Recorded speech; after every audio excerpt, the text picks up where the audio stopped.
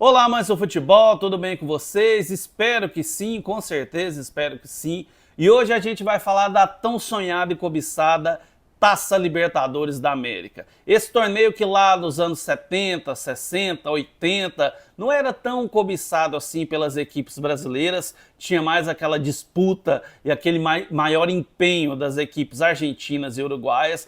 Porém, a partir da década de 90 ali se tornou a cereja do bolo de um ano de vitórias e conquistas de um clube brasileiro. Então começou-se a sonhar em disputar a Libertadores, começou a ter a possibilidade do clube brasileiro ganhar uma Libertadores, disputar um Mundial de Clubes, disputar torneios a partir disso.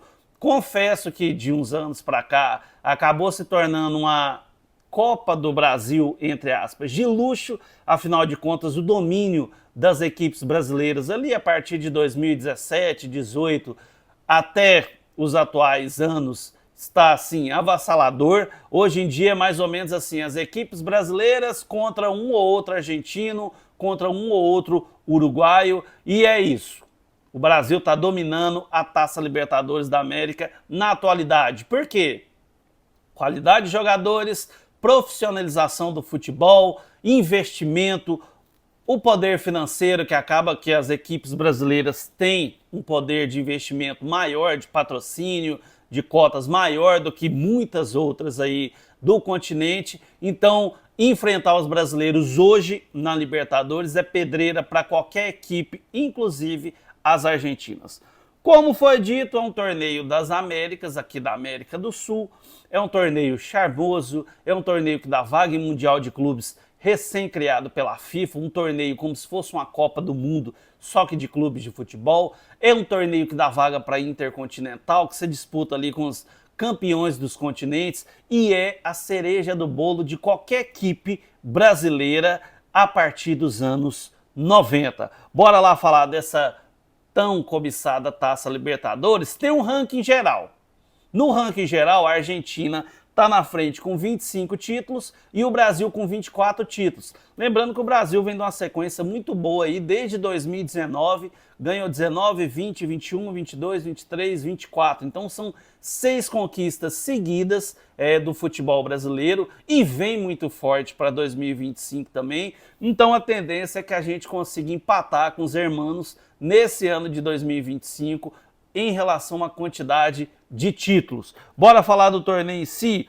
Como eu já tinha antecipado, ele vale, a partir de 2025, vaga para o Mundial de Clubes de 2029.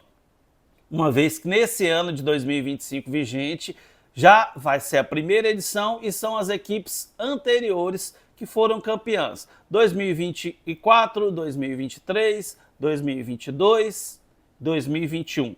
E aí pega os 4 campeões da Libertadores, Champions League, os outros torneios pelo mundo afora e se tornou um mundial de clubes do mesmo molde de seleções. Porém, o campeão de 2025, ele disputa um Intercontinental, que é o torneio que estava sendo vigente até o ano de 2024, que o Botafogo disputou em dezembro, que aí pega campeões continentais, Ásia, África, país sede, Oceania, e faz ali um torneio, mata-mata, na verdade só mata, e dá aquela final que o clube que vence é o melhor clube do mundo naquela temporada. Então começa a caminhada nesse ano da Libertadores para o Mundial de Clubes de 2029. O campeão desse ano já garante sua vaga para 2029.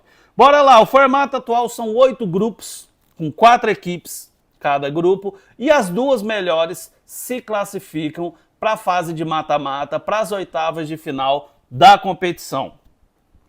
O formato atual ele também prevê que o terceiro colocado pode disputar a Copa Sul-Americana, que seria como se fosse uma Série B da Libertadores, como se fosse as equipes que não conseguiram se classificar para a Libertadores se classificaram para a Sul-Americana. E em relação a esses terceiros colocados, eu vou fazer um outro vídeo da própria Sul-Americana, que atualmente é chamada de Sudamericana, e aí eu explico direitinho quem tem direito e quem não tem direito na terceira colocação de disputar o torneio. Ou seja, a equipe consegue disputar a Libertadores, não vai bem, tem o refúgio da Sul-Americana no decorrer do ano. Bora lá? A Libertadores atual, ela tá tão potencializada comercialmente, de patrocínio, de expectativa de torcida, que ela tem uma pré-fase de grupos, que são mata-matas ali entre equipes pré-selecionadas nos seus campeonatos nacionais, e ela tá tendo uma amplitude tão forte que nesse ano de 2025, equipe como o Boca Juniors e o Corinthians, que foram os finalistas da edição de 2012, o Corinthians sendo campeão da Libertadores e depois campeão do mundo em cima do Chelsea, nesse ano eles não conseguiram nem passar da fase pré, ou seja, vem forte a Libertadores de 2025. Boca Juniors dispensa comentários, o Corinthians, atual campeão paulista de 2025, craques como Memphis Depay, acabou pegando uma equipe ali na altitude, a gente sabe o resultado, e aí ficou fora da fase de grupos da Libertadores. Mas vamos falar então de quem está disputando ainda o torneio. São 8 grupos com 7 brasileiros, e desses 7, 4 são cabeças de chave. São assim as poderosas, as bambambãs do grupo. Então são 8 grupos, 4 são brasileiros, cabeça de chaves. Dos outros 4, são 2 argentinos e 2 uruguaios, que mais ou menos resume o que é a Copa Libertadores de uns anos para cá. Argentinos e uruguaios tentando derrubar as equipes brasileiras. São Paulo, Flamengo, Palmeiras, Botafogo já foram campeãs e são cabeça de chave. Inter, bicampeão das Américas, está no grupo que tem o Bahia, que nunca foi campeão, e o Fortaleza. Então, totalizou aí as 7 equipes.